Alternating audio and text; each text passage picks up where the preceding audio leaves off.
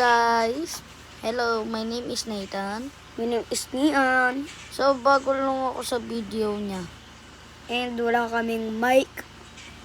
So, kasi, nasa Cavite. Kasi, Anong Cavite? nasa Cavite kami.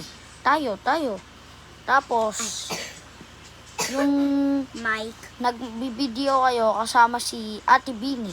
Diba si Bini? Okay, si Bini Maloy. Ay, hindi, joke lang. And, may question ako sa kanya.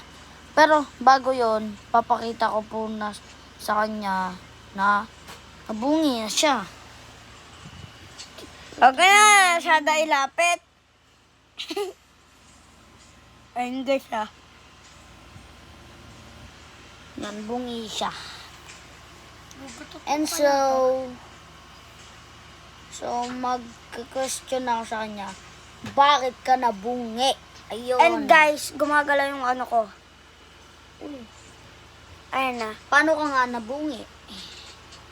Hindi ko alam guys. Nung pagkagising ko isang araw. Nung pagkagising ko, maaga kami nagising na kuya. Tapos, nanood agad ako sa kanya. And, binukal ko yung ngipin ko. Tapos, gumagalaw na agad ganun na. And guys, nung nabungi siya, umiyak siya. Yeah, like that. At paminsan, naglalaro kami ng kapatid ko ng rivals, tsaka ng kuya ko.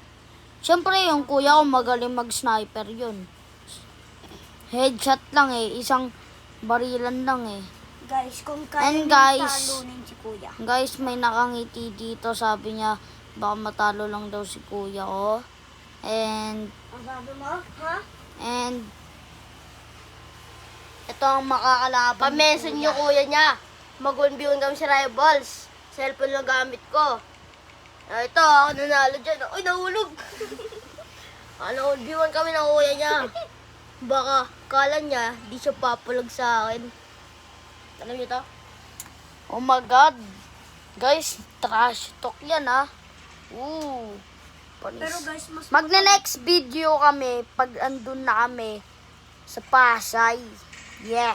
Doon kami nakatira. Pasay City. And dito sa Cavite, dito din ako nakatira. Pero, nag-ano kami dito, nag-video kami.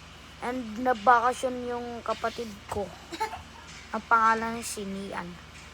At pagdating natin doon sa Pasay na iyon, si kuya naman ata yung mantatrash talk Baka sabihin lang ni kuya, uy, baka talunan yung kalabang ko Oh, sheesh, bro. Kasi yung kuya ko, marunong yung mag-snipe kahit mabilisan. Tuli na siya, guys. Totoo, Eh, mas matanda pa nga sa'yo yun. And 11 years old na ata o 12. Ang kalaban niya naman ay 10. Knife to knife kami. Panis.